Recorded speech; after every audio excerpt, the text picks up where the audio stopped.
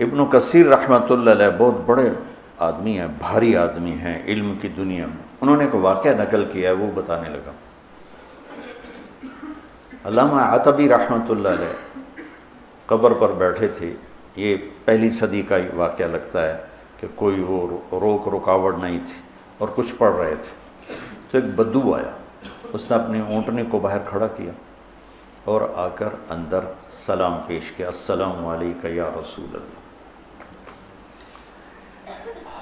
صحیح حدیث ہے کہ انبیاء اپنی قبور میں زندہ ہوتے ہیں، انبیاء اپنی قبر میں زندہ ہوتے ہیں،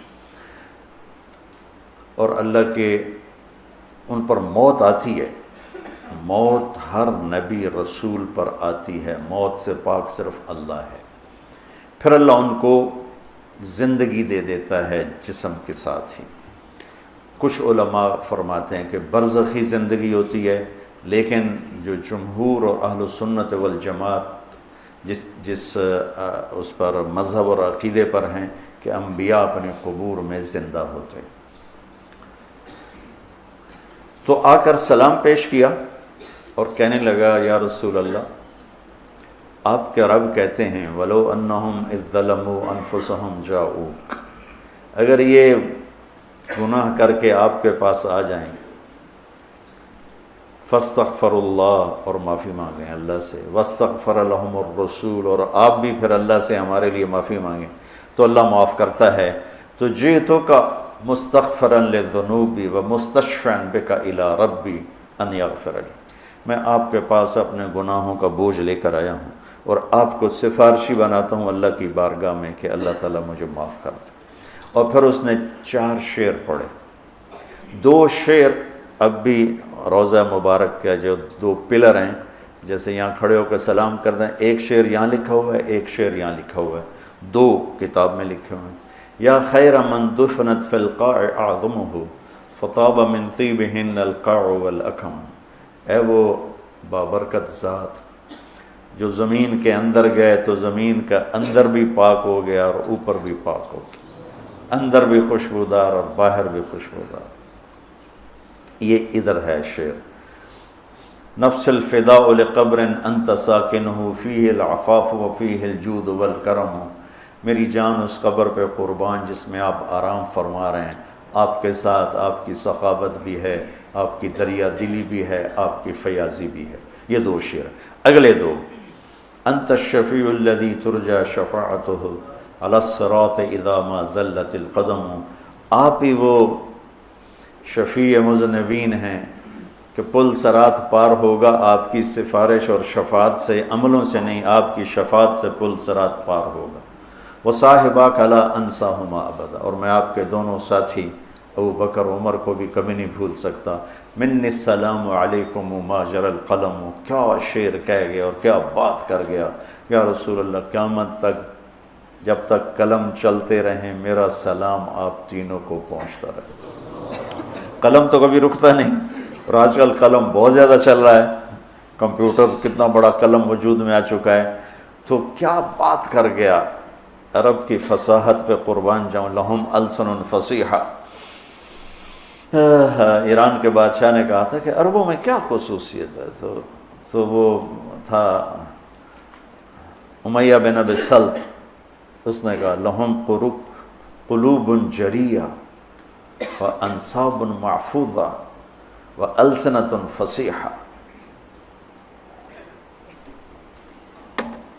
کہ میرا سلام پہنچے آپ تینوں کو جب تک قلم چلتا رہے۔ اور پھر وہ روتا ہوا باہر نکل گیا۔ علامات بھی کو ایک دم نیند آ گئی، گٹ تو خواب میں اللہ کے نبی کا دیدار ہوا، کہا عتبی جاؤ اس بدو کو خوشخبری دے دو کہ تیری فریادیں پہنچیں اور تیری بخشش ہوگی۔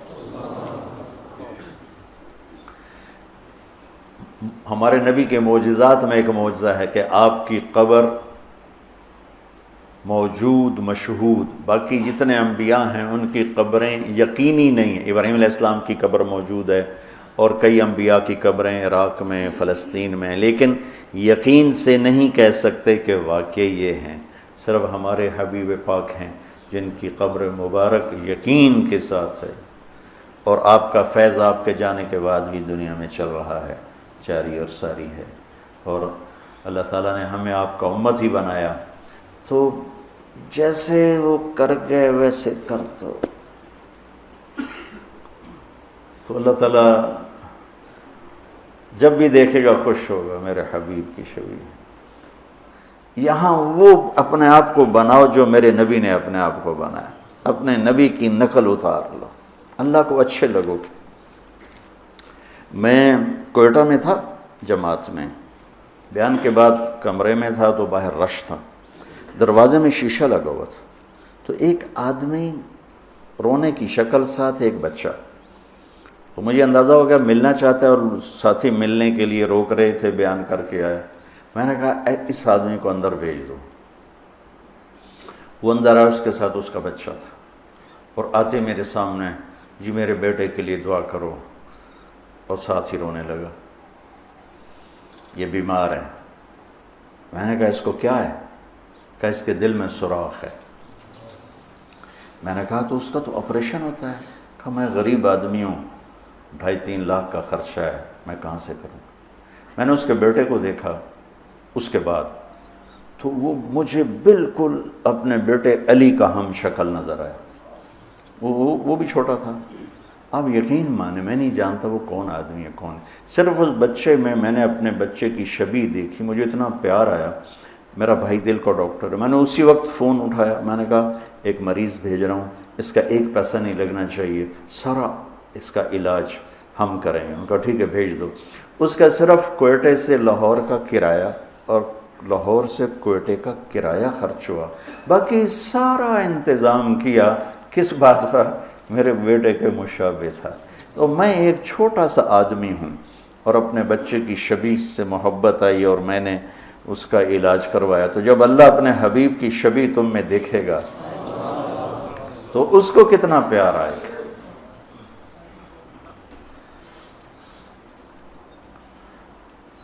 تو یہ فلا وربک میں اللہ نے اپنے حبیب سے عشق مانگا ہے، سمعن و طاعت، عشق مانگا ہے، پیار مانگا ہے، محبت مانگی ہے۔ صرف یہ نہیں مانگا کہ اس کے فیصلے قبول کرو، یہ مانگا ہے کہ دل جان کی گہرائیوں سے قبول کرو۔ پھر ایک اور آیت ہے، وَمَا أَرْسَلْنَا مِن رَّسُولٍ إِلَّا لِيُطَاعَ بِإِذْنِ اللَّهِ وَلَوْ أَنَّهُمْ إِذْ ظَلَمُوا أَنفُسَهُمْ جَاءُوكَ فَاسْتَغْفَرُوا اللَّهَ وَاسْتَغْفَرَ لَهُمُ الرَّسُولُ لَوَجَدُوا اللَّهَ تَوَّابًا رَّحِيمًا۔ یہ بھی آپ کی شان میں بہت بڑی آیت ہے، خیر سارا قرآن ہی آپ کی شان بیان کر رہا ہے۔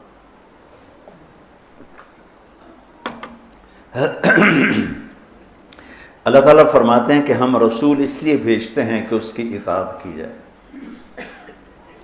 رسول اس لیے آتا ہے کہ اس کی اطاعت کی جائے۔ دیکھو میرے عزیزو، ایک قوم ایسی ہے جن کے لیے کوئی نمونہ نہیں، کوئی ان کے لیے کوئی ماڈل نہیں، کوئی آئیڈیل نہیں، تو جیسے بھی چلیں، جیسے بال بنائیں، جیسی شکل بنائیں، جیسا لباس پہنیں، ان کے سامنے کوئی آئیڈیل کوئی نہیں۔ ہمارے سامنے آئیڈیل ہستی ہیں، وہ ہے محمد مصطفیٰ صلی اللہ تعالی علیہ وسلم، میرے اللہ کے حبیب، حبیب، خلیل، کلیم، ایک ہی صورت میں۔ الم نشرح لک صدرک، موسیٰ علیہ السلام سے اللہ نے کہا اذهب الی فرعون، جائیے فرعون کے پاس۔ انہوں نے کہا رب اشرح لی صدری، اللہ میرا سینہ کھول، اللہ نے کھول دیا۔ لیکن اپنے حبیب کو اللہ تعالیٰ نے بن مانگے فرمایا الم نشرح لک صدرک، ہم نے آپ کا سینہ کھول دیا۔ موسیٰ علیہ السلام نے دعا کی ویسر لی امری، میرا کام آسان کر، اور میرے نبی کو اللہ نے بن مانگے فرمایا وَوَضَعْنَا عَنْكَ وِزْرَكَ الَّذِي أَنْقَضَ ظَهْرَكَ۔ کلیم اور حبیب کا فرق، خلیل اور حبیب کا فرق۔ خلیل ابراہیم نے دعا کی وَجْعَلْنِي لِسَانَ صِدْقٍ فِي الْآخِرِينَ، میرے بعد میرا نام اچھی یادوں کے ساتھ گونجتا رہے، اللہ نے قبول کی۔ درود ابراہیمی ہر نماز میں پڑھتے ہیں۔ اپنے حبیب کو مانگنے سے پہلے فرمایا وَرَفَعْنَا لَكَ ذِكْرَكَ، ہم نے آپ کے نام کو بلند کر دیا، آپ کی ذکر کو بلند کر دیا بن مانگے۔ خلیل اسے کہتے ہیں جس کی محبت گڑ جائے راسخ ہو جائے، اور حبیب اسے کہتے ہیں جس کی محبت کی انتہا نہ ہو، چونکہ حبیب ہے حبہ سے، حب دانے کو کہتے ہیں۔ دانے کی صفت کیا ہے؟ ایک ڈالو 700 ہو جائے گا، ٹھیک ہے، پھر 700 ڈالو تو ہر دانہ 700 ہو جائے گا، پھر ایک دانہ ڈالو تو ہر دانہ 700 ہو جائے گا۔ تو حبیب اسے کہتے ہیں جس کی محبت کا کوئی سرا نہ ہو، کوئی انتہا نہ ہو، یہ حبیب۔ اور خلیل اسے کہتے ہیں جو ملاقات چاہتا ہو، اپنے محبوب کی زیارت چاہتا ہو، اور ساتھ کچھ عطا بھی چاہتا ہو، کچھ ہدایہ بھی چاہتا ہو۔ اور حبیب اسے کہتے ہیں جو صرف اپنے محبوب کی زیارت چاہتا ہو اور کچھ بھی نہ چاہتا۔ تو اللہ نے ایک ہستی بنائی، اور ہر شے میرے نبی کی محفوظ ہے۔ یہ واحد نبی ہیں جن کی چھوٹی سے چھوٹی ادا بھی محفوظ ہے۔ تو ہمارے پاس تو کوئی حجت کوئی نہیں کہ جی ہمیں تو پتہ نہیں تھا ہمارے نبی کیسے تھے، کیا کرتے تھے۔